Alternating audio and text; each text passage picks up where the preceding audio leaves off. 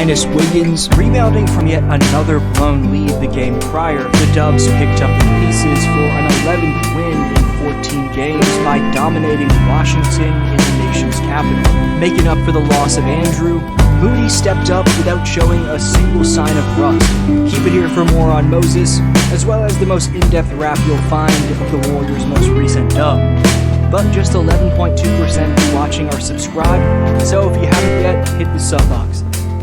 Andrew Wiggins is out for personal reasons, dealing with a family matter, according to Steve Kerr, which means the man Dub Nation's been collectively pleading to get minutes, and Moses Moody is forced to be given that opportunity, as the product of Arkansas's and NBA champion replaced Wiggins in the starting five against the Wizards. Despite being thrown into the fire after previously being out of the rotation, Moody didn't show any signs of rust whatsoever. The ankle breaker from Pods on Micic featured in my last Warrior video was legit, but this gear-shifting momentum cross from Moody is even more sickening, as Moses parts the Red Sea by going from first to 8th gear in an instant with a stop and start hezzy to get him a full head of steam going right, before he again stops on a dime, this time momentum crossing back left, which makes Landry Shamet play Twister. Moody then maintains the collectedness after his highlight to go right into his trigger and knock it down. A beautiful move. Overall, Moody's poise was telling, as we all saw why so many Warrior fans wanted him to have a bigger role entering this game.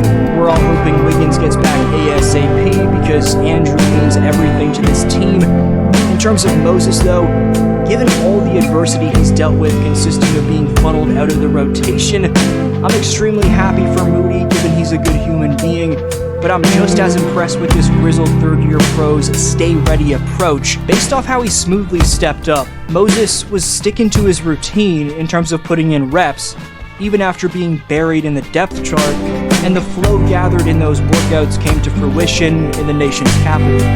One of Moody's two steals, where he sneaks up behind Kuzma to knock it loose before diving into the crowd to save it, triggers a 4-point swing after in transition, Curry lobs it to Kuminga. Offensively, Moody making 4 of 7 threes was production that fluidly replaced Wiggins. The Dubs' opening possession laid the foundation for an overpowering effort in the District of Columbia, as this screen-to-screener split action features Draymond pass faking to Podziemski, while off the ball, Kuminga cross screens from Moody, then Curry flies over from the weak side to backscreen for the initial screener Kuminga, and just as importantly, Green waits for this action to develop before lining up and floating in the lob, and it's showtime. The money front court of Green and Kuminga continued to cook, as first it was Kuminga drawing the double from Bagley and finding Green on a kickout from the post, then out of a split action, Draymond finds Jonathan slipping into the basket, where he turns around for a polished post fadeaway. Former Warrior Jordan Poole, who was recently moved to the bench, checked in to immediately isolate Curry with a jab right as he left, shifting momentum tween and step back in the opposite direction, and the range on JP's jumper remains bewildering. Wishing all the best for this man in DC. Gary Payton II, who in just 18 minutes racked up 13 points, 4 boards, 3 steals, and a block in this game, which showed the velocity of a standing vertical jump. With this ridiculous left-handed putback, before that, Gary missed a wide-open dunk as the roll man, but the young glove displaying he's in prime condition in terms of his vertical jump is a must-have factor for the Warriors if they want to make any type of run.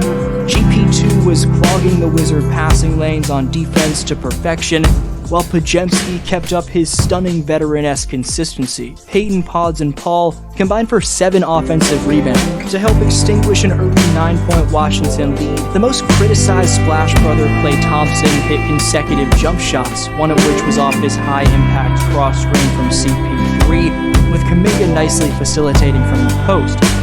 Most prominently for Thompson, he lighted up during his favorite 12 minutes of the game, being the third quarter, dropping 4 triples in this frame, which all came in a 3-minute span, as leg sleeve Klay was going off. KT would lead the game in scoring with 25 off the pine, and post-game take pride with a great statement about his new role.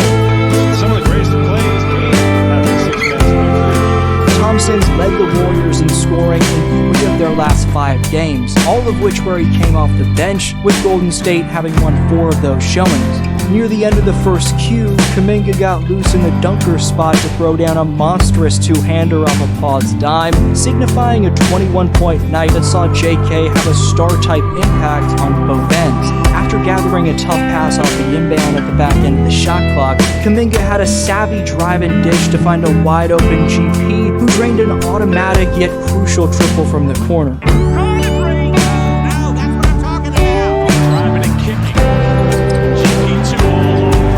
A sideline out of bounds where first Draymond cross screens for Klay and then Moses pin downs for Draymond act as decoys for Gary to cut back door from the strong side just as Green curls off the Moody screen, which leads to a perfectly executed SOB.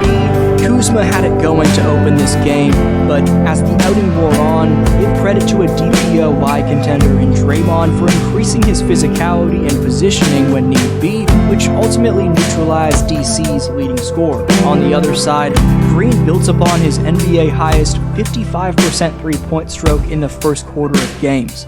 To end the show, Curry would make multiple tough layups in the lane, before a dub stop and Draymond outlet to Kuminga led to a show-stopping jam to extend it to 16. Soaring in to spike it.